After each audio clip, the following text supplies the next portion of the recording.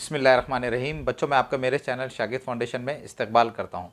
बच्चों, आज इस वीडियो में हम क्या करेंगे? आज हम इस वीडियो में 5वीं रियाजी के सबक नंबर 7 सर्कल यानी दायरा। तो आज हम क्या करने वाले हैं, इस सबक की जो मश्क नंबर 30 है उसको हल करने वाले हैं। ठीक है, लेकिन बच्चों इससे पहले कि हम आगे बढ़े, मैं आपको एक बहुत अहम बात बता देना चाहता हूँ कि मैंने क्या किया है। मैंने अभी तक 5वीं रियाजी के जितने भी वीडियोज़ बनाए हैं उन तमाम वीडियोज़ की मैंने एक प्लेलिस्ट तैयार की है।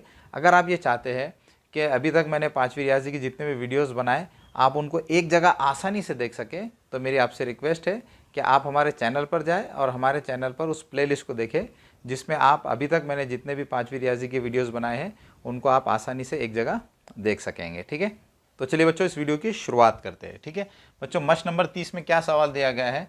मश्क नंबर 30 में सवाल दिया गया है कि शक्ल में दायरे के अंदरूनी हिस्से, बैरूनी हिस्से और दायरे पर वाक़े नुक़ात के नाम जदवल में लिखिए। ठीक है बच्चों, हमको यहाँ पर क्या करना है, इस जदवल में ये जो दायरा दिया गया है तो इस दायरे के अंदरून में वाक़े जो नुक़ात है उनके नाम लिखना है। इसी तरह से इस दायरे के बैरून में वाक़े जो नुक़ात है उनके यहाँ पर नाम लिखना है, और इसी तरह से दायरे पर जो वाक़े नुक़ात है उनके नाम यहाँ पर हमको लिखना है। ठीक है, लेकिन बच्चों इससे पहले कि हम इस सवाल को हल करें, मैं आपको दायरे का अंदरूनी हिस्सा किसको कहते हैं, दायरे का बैरूनी हिस्सा किसको कहते हैं, इसको समझा देता हूँ। ठीक है बच्चों, दायरे का अंदरूनी हिस्सा या बैरूनी हिस्सा किसको कहा जाता है, ये समझाने के लिए मैं एक दायरा यहाँ बना लेता हूँ। यहाँ मैंने एक दायरा बना लिया है। ठीक है बच्चों, दायरे के अंदरूनी हिस्से और बैरूनी हिस्से को समझाने के लिए मैं यहाँ पर एक दायरा बना लेता हूँ।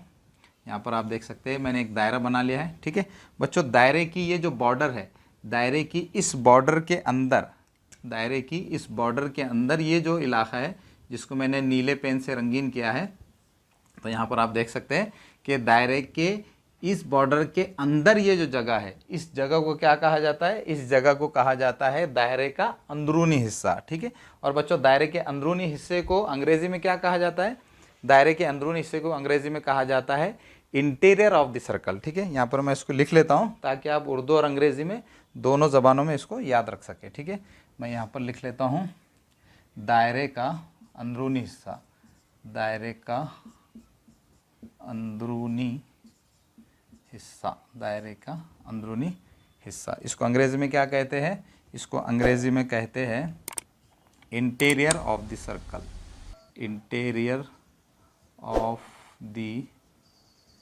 Circle, interior of the circle. ठीक है, अब बच्चों हम ये देखेंगे कि दायरे का बैरूनी हिस्सा किसको कहा जाता है। ठीक है बच्चों, अभी हमने क्या देखा कि दायरे की ये जो बॉर्डर है, इस बॉर्डर के अंदर जो जगह है उसको क्या कहा जाता है, दायरे का अंदरूनी हिस्सा, और अंग्रेजी में उसको क्या कहते हैं, इंटीरियर ऑफ द सर्कल। ठीक है, इसी तरह से बच्चों दायरे की ये जो बॉर्डर है, इस बॉर्डर के बाहर ये जो जगह है, इस बॉर्डर के बाहर जो जगह आपको नज़र आ रही है उस जगह को क्या कहा जाता है, दायरे का बैरूनी हिस्सा, और उसको अंग्रेजी में क्या कहते हैं, एक्सटीरियर ऑफ द सर्कल। ठीक है, इसको यहाँ पर लिख लेता हूँ मैं ताकि आप दोनों ज़बानों में अच्छे से याद कर सकें। इसको मैं लिख लेता हूँ दायरे का बैरूनी हिस्सा, और इसको अंग्रेजी में क्या कहते हैं, exterior of the circle, exterior of the circle, exterior of the circle. ठीक है, तो इस तरह से बच्चों हमने दायरे का अंदरूनी हिस्सा क्या होता है, दायरे का बैरूनी हिस्सा क्या होता है, इसको समझ लिया है। बच्चों दायरे का अंदरूनी हिस्सा किसको कहा जाता है, दायरे की बॉर्डर के अंदर जो जगह होती है उस जगह को कहा जाता है दायरे का अंदरूनी हिस्सा, इंटीरियर ऑफ द सर्कल। ठीक है, इसी तरह से दायरे की जो बॉर्डर होती है इसके बाहर ये जो जगह है उस जगह को कहा जाता है दायरे का बैरूनी हिस्सा, एक्सटीरियर ऑफ द सर्कल। ठीक है, तो बच्चों मुझे उम्मीद है कि आपको दायरे का अंदरूनी हिस्सा और दायरे का बैरूनी हिस्सा किसको कहा जाता है ये अच्छी तरह समझ में आ गया होगा। ठीक है, अब बच्चों अगर आपको ये समझ में आ गया होगा तो आप बहुत आसानी से इस जदवल को मुकम्मल कर सकते हैं। बच्चों हमको यहाँ पर क्या करना है, यहाँ पर हमको ये जो दायरा दिया गया है और दायरे के अंदरूनी हिस्से में कुछ नुक़ात लिखे गए हैं, इसी तरह से दायरे के बैरूनी इलाके में भी कुछ नुक़ात लिखे गए हैं और दायरे के ऊपर भी कुछ नुक़ात लिखे गए हैं। तो हमको यहाँ पर क्या करना है, दायरे के अंदरूनी हिस्से में वाक़े जो नुक़ात है उनके नाम यहाँ लिखना है, दायरे के बैरूनी हिस्से में जो नुक़ात लिखे गए उनको यहाँ लिखना है, और दायरे के ऊपर जो नुक़ात है उनको यहाँ पर लिखना है। ठीक है, तो सबसे पहले हम देखेंगे कि दायरे के अंदरूनी हिस्से में वाक़े कौन कौन से नुक़ात है। ठीक है बच्चों दायरे का अंदरूनी हिस्सा किसको कहा जाता है? दायरे की बॉर्डर के अंदर, दायरे की बॉर्डर के अंदर ये जो जगह है इसको क्या कहा जाता है? दायरे का अंदरूनी हिस्सा। ठीक है, तो चलिए बच्चों हम देखेंगे कि दायरे के अंदरूनी हिस्से में वाक़ नुकात कौन कौन से है। ठीक है बच्चों, दायरे का अंदरूनी हिस्सा किसको कहा जाता है? दायरे की बॉर्डर के अंदर जो जगह होती है उस जगह को क्या कहा जाता है? दायरे का अंदरूनी हिस्सा। ठीक है बच्चों, यहाँ पर आप देख सकते हैं कि ये जो दायरा है, इस दायरे में इस बॉर्डर के अंदर ये जो जगह है, इस जगह में कौन कौन से नुक्ते हैं? नुक्ता Y, नुक्ता R, नुक्ता T और नुक्ता X। तो हम यहाँ पर क्या करेंगे? दायरे के अंदरूनी हिस्से में जो नुकात है उनके नाम यहाँ पर लिख लेंगे। ठीक है, तो पहला नुक्ता क्या है? Y, तो मैं यहाँ पर लिख लेता हूँ नुक्ता Y। इसी तरह से दूसरा नुक्ता है नुक्ता R, इसी तरह से तीसरा नुक्ता है नुक्ता T और चौथा क्या नुक्ता है? नुक्ता X। ठीक है, तो इस तरह से बच्चों हमने यहाँ पर इस दायरे के अंदरून में, इस दायरे के इंटीरियर में जो पॉइंट्स थे, जो नुक्ते थे, उनके नाम हमने यहाँ पर लिख लिए। ठीक है, यहाँ पर बच्चों इस शक्ल में, इस शक्ल के अंदरूनी इलाके में सिर्फ 4 नुक्तों के नाम लिखे गए।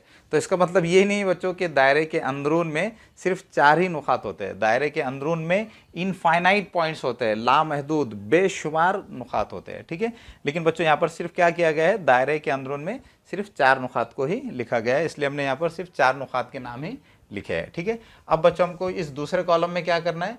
इस दूसरे कॉलम में हमको दायरे के बैरूनी हिस्से में वाक़े जो नुकात है उनको लिखना है। ठीक है बच्चों, दायरे का बैरूनी हिस्सा किसको कहा जाता है?